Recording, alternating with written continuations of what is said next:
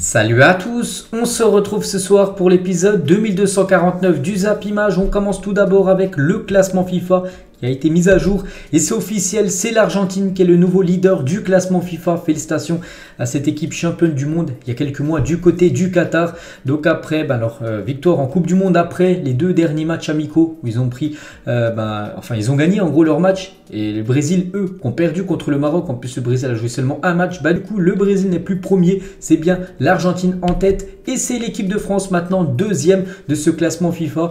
Avec deux victoires là, lors du dernier rassemblement contre les Pays-Bas et contre l'Irlande. Ils ont pris pas mal de points. La France au classement FIFA. Du coup, l'Argentine premier, la France deuxième. Et voilà le classement officiel qui a été mis à jour aujourd'hui en ce 6 avril. Donc l'Argentine, 1840 points. La France, 1838 points. Il y a seulement 2 points d'écart. Et le Brésil, 1834 points. Donc le Brésil qui perd 2 places quand même dans ce classement FIFA. Après, ça bouge plus.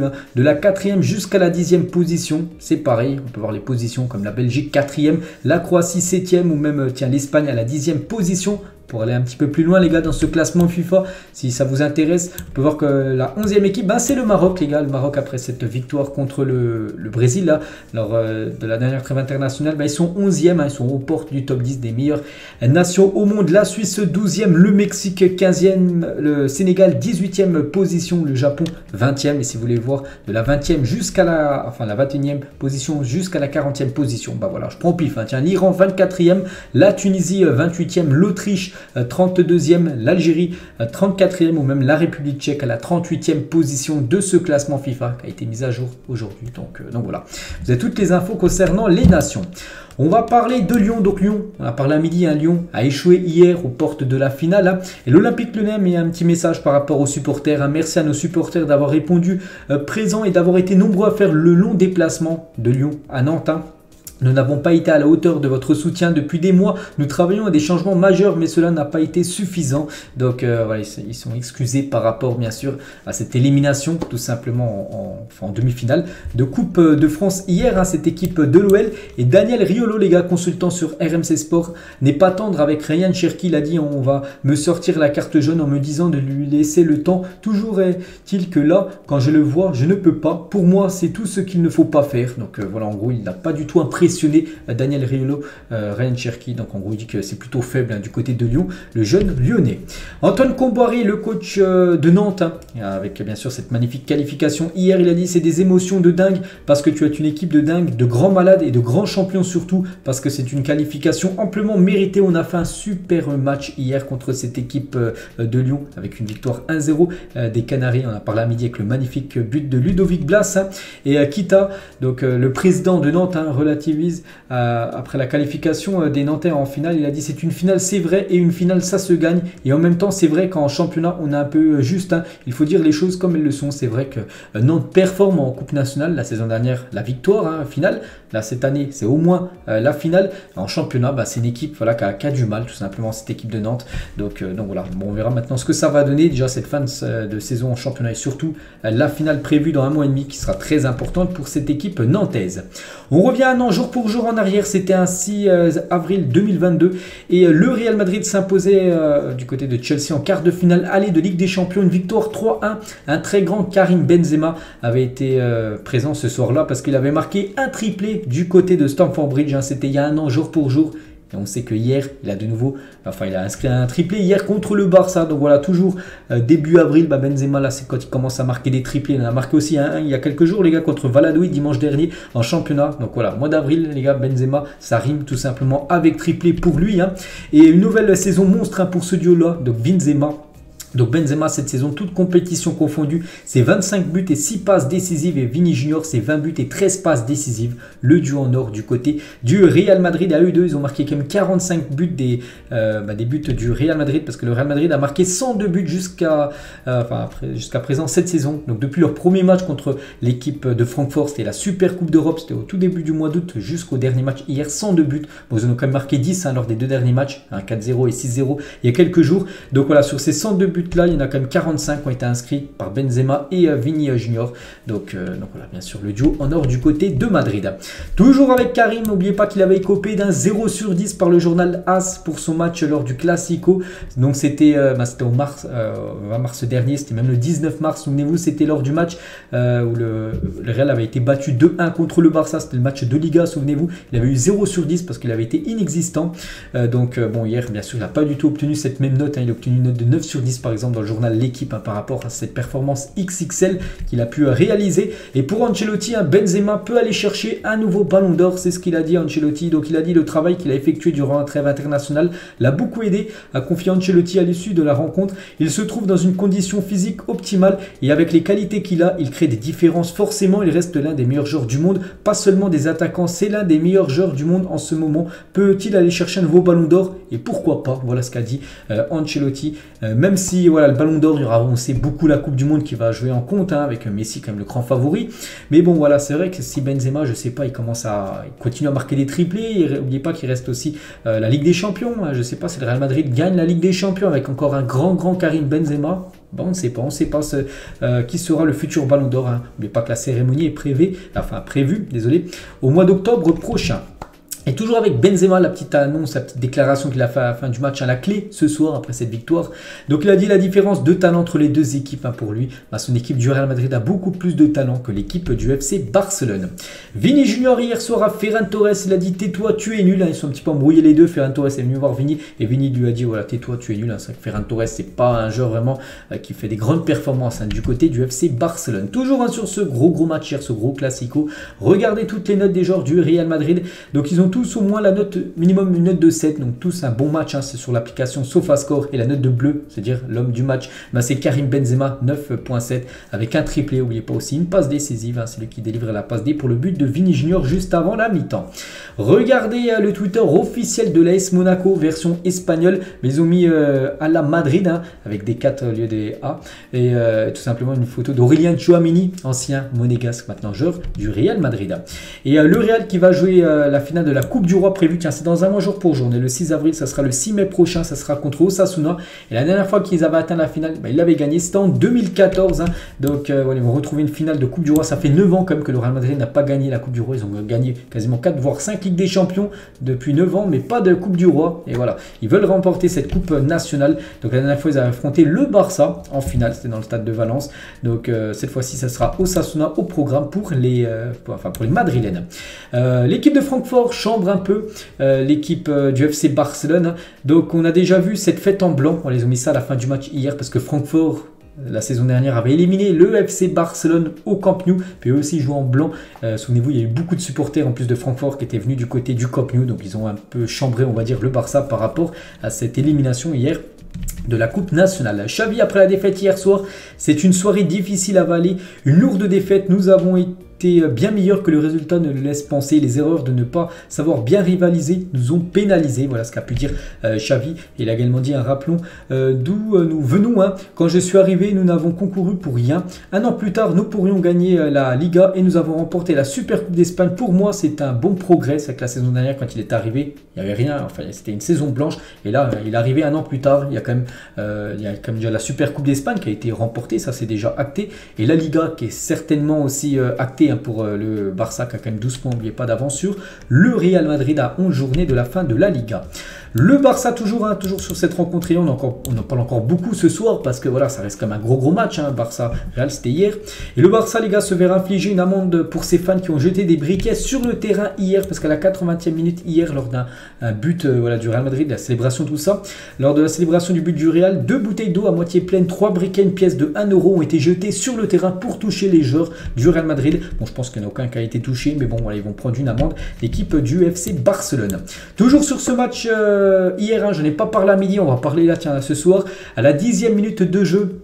Il y avait une rumeur avant que, voilà, 10e, le nom Messi allait être scandé par le public du Camp Nou. Ça a été le cas, les gars. Messi, on pouvait entendre ça voilà, de la part des supporters du FC Barcelone à la 10e minute de jeu. Hein, c'était l'ancien numéro 10 de Léo Messi du côté du Barça, parce qu'on sait que Messi, d'après ce qui se dit, devrait retourner du côté du club blaugrana. Et d'après Gérard Romero, journaliste espagnol, hein, qui est souvent très bien renseigné hein, sur l'équipe du Barça, il dit comme 70%, c'est le pourcentage de chance actuel de voir Léo Messi revenir du côté du Barça. Plus d'une chance sur deux.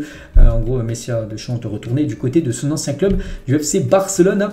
Et Riolo, les gars, qui a déjà parlé tout à l'heure de Ryan Cherki, il a parlé aussi de Lionel Messi hein, sur l'acteur RMC. Il a dit, quand tu es supporter du PSG, quel souvenir tu en garderas? Quelle trace aura-t-il laissé? Rien, zéro, que dalle. Est-ce que c'est un échec? Bien sûr, je considère déjà que Neymar est le plus grand flop de l'histoire du PSG. Alors Messi, son pied gauche, sa classe, sa technique, on la connaissait. Son niveau, on le connaît tous. On l'a vu à la Coupe du Monde, on a tous la télé. On l'avait joué au Barça. On n'avait pas besoin qu'il vienne au PSG pour qu'on sache qu'il sait faire une passe et marquer des buts. Hein. On attendait plus de Messi qui puisse passer un cap, on va dire, du PSG. Enfin, pour le PSG en Ligue des Champions, même si le PSG avait atteint quand même la finale. Mais voilà, gagner la Ligue des Champions avec Messi, bien sûr, le PSG avait plus de chance. Et voilà, 2 ans après, on peut répondre que la réponse est plutôt non.